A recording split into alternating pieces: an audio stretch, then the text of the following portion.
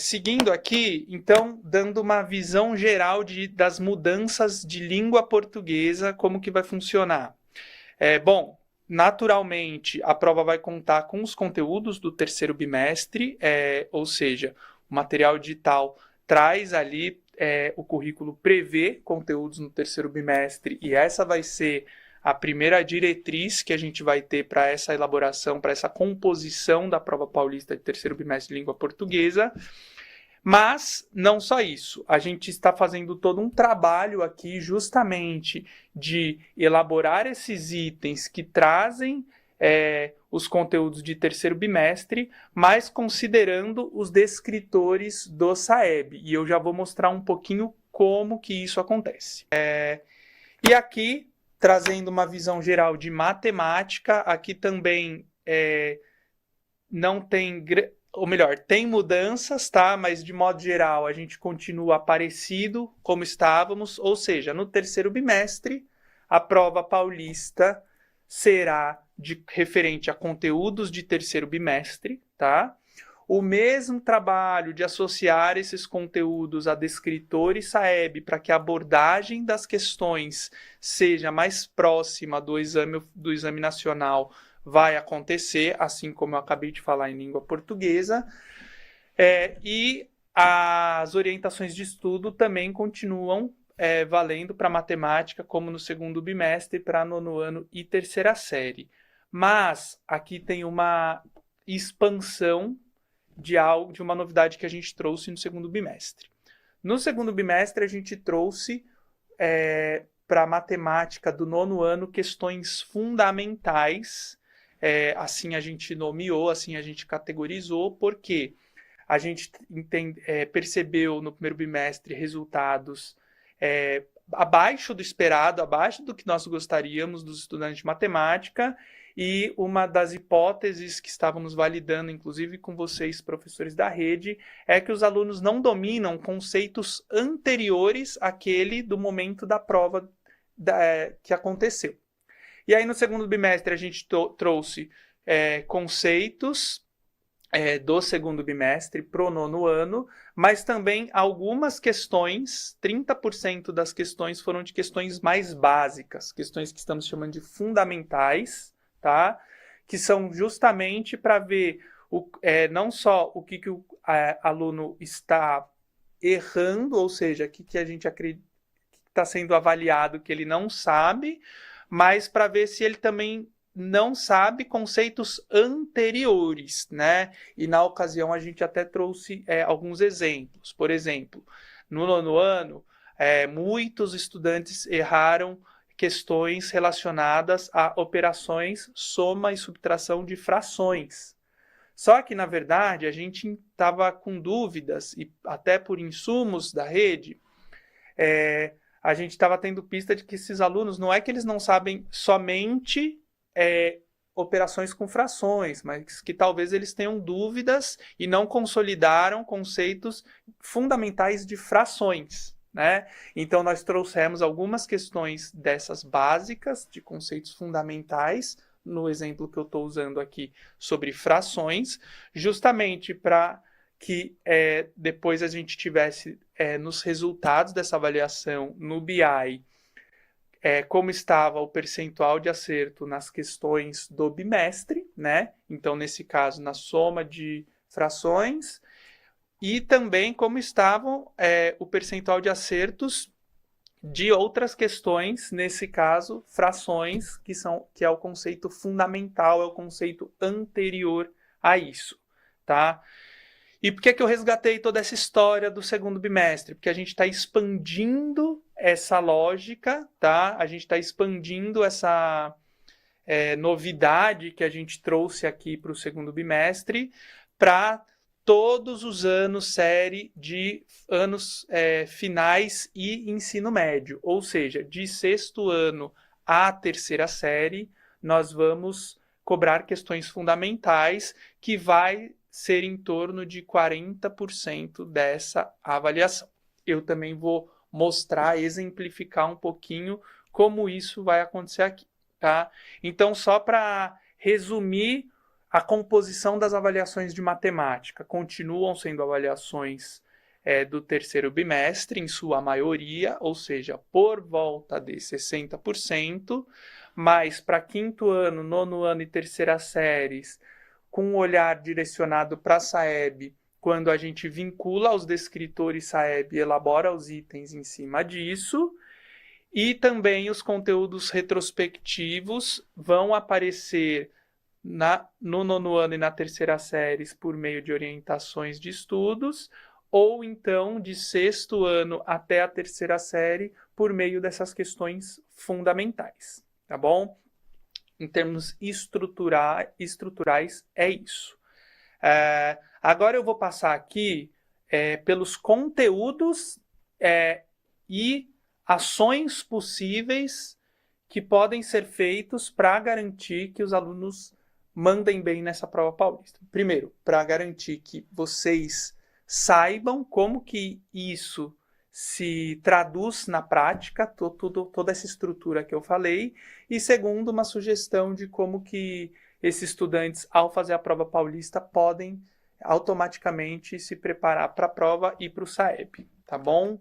Para nono ano, aqui, gente, eu vou passar a mesma lógica, tá? Então, para nono ano, a gente tem os conteúdos previstos ali, que é tema, intertextualidade, figura de linguagem, alguns gêneros textuais, como haikai e miniconto, explícito e implícito novamente, efeito de humor, uso de vírgula e por aí vai. E, para além disso, nós temos os tópicos que serão cobrados aqui nas orientações de estudo em crônica, romance, conto e notícia. Então, esses são gêneros textuais típicos e importantes que o SAEB traz e que o componente de orientações de estudo também vai trazer, tá bom? Essa vai ser a composição geral de conteúdos da prova. Falando de descritores, aqui é menos para eu ficar lendo um a um e mais para deixar a informação registrada, até para que vocês possam consultar essa live posteriormente. A gente pode disponibilizar esse material para que vocês entendam melhor e possam planejar melhor como fazer, como direcionar os estudos aí, dos alunos justamente para ser mais aderente ao SAEB, tá bom? Só beber uma água. Então, de novo, o descritor que fala de informação explícita e o descritor de informação implícita tá ali. Tem alguns que se repetem, né, como humor e ironia, mas também tem outros como estabelecer relações entre partes de um texto, ou seja, aqui já traz um nível de complexidade maior que não tinha no quinto ano, né? Enfim, e por aí vai, tá bom? E por fim, novamente, a lista SAEB com os tópicos que serão liberados junto a esse trabalho. Aqui, a lista, ela como é possível ver, majoritariamente ela vai ser liberada e dividida por gênero textual, né? Então, romance, crônica, tirinha, notícia, argumentação, conto. Pô, mas parece que não tem adesão alguma com a prova de terceiro bimestre, a prova paulista de terceiro bimestre do nono ano. Significa que a lista está totalmente descasada? Não. Quando a gente traz o descritor aqui, que a gente vai falar de ironia ou humor, isso vai estar ali provavelmente em tirinha, em crônica, ou seja, é só uma nova forma, uma outra forma de organizar, mas o professor vai conseguir encontrar questões que trabalhem esses descritores aqui, tá bom? Então, a gente vai ter esses descritores, só que separados aqui por gêneros textuais que a gente vai abordar aí quando a gente olha para essa lista SAEB. E o mesmo trabalho, a ideia é ser feito o mesmo trabalho. O professor vai dar uma aula de humor e ironia, ele trabalha isso olhando o conteúdo que está previsto no terceiro bimestre e ao olhar para esse conteúdo ele pode buscar resolver questões dessa lista como crônica e tirinha, que também provavelmente vão trabalhar humor e ironia, justamente para treinar com os estudantes como que vai aparecer no SAEB e eventualmente até nessa prova paulista, já que ela vai ter essa aderência ao SAEB. Bom, aqui entrando no 9º ano, e aqui, gente, espero que talvez alguns possam estar achando um pouquinho repetitivo, pô, é conteúdo do escritor, já falou, lista SAEB, mas eu estou fazendo questão de trazer um pouco mais no detalhe como que isso vai ocorrer. Por quê? Porque às vezes a gente fala muito da estrutura de forma geral, mas não fica tão óbvio como que isso se concretiza na prática, tá? Então, por isso que eu estou trazendo para cada ano, 5º, 9º e 3ª, português e matemática, como que quais são, né, como os conteúdos estão sendo pensados e as listas, para que vocês tenham mais insumos para essa preparação para a prova paulista 3 e para o SAEB, tá bom? Então, 9º ano, conteúdos, aqui a gente traz, de novo, polígonos, é claro que vai ter um grau de complexidade maior do que foi visto no 5º ano, né? E aí temas mais complexos, potências e raízes, Pitágoras, porcentagem, e aqui eu fiz questão de separar os conteúdos que estarão na parte da prova que é do 3º bimestre, daqueles que a gente vai cobrar entendendo que são questões fundamentais, ou seja, que não necessariamente fazem parte do 3º bimestre, mas funcionam de alguma forma como pré-requisito ou para o aluno mandar bem ali nessa prova e no SAEB, tá? Então, gráfico, esses estão em vermelho, gráfico de linhas, gráfico de tabelas, alguns exercícios de porcentagem, alguns serão parte do convencional da prova regular, outra dessas questões essenciais. Simplificação de frações, por quê? Porque os estudantes já demonstraram no 1º bimestre e no 2º bimestre alguma dificuldade com frações. Então a gente está trazendo de novo para ver se ele aprendeu de fato. Proporcionalidade e grandezas diretamente proporcionais, tá? Então essa é a composição da nossa prova. O que está em preto é o que é do bimestre, o que está em vermelho é o que a gente deve cobrar de conteúdos fundamentais pré-requisito, tá bom? E, por fim, orientações de estudo. A gente trouxe frações, reta numérica, gráficos e tabelas e perímetro, porque, de novo, esses são conteúdos, como o próprio componente de orientações de estudo prevê, muito importantes para serem trabalhados e para preparação para o SAEB.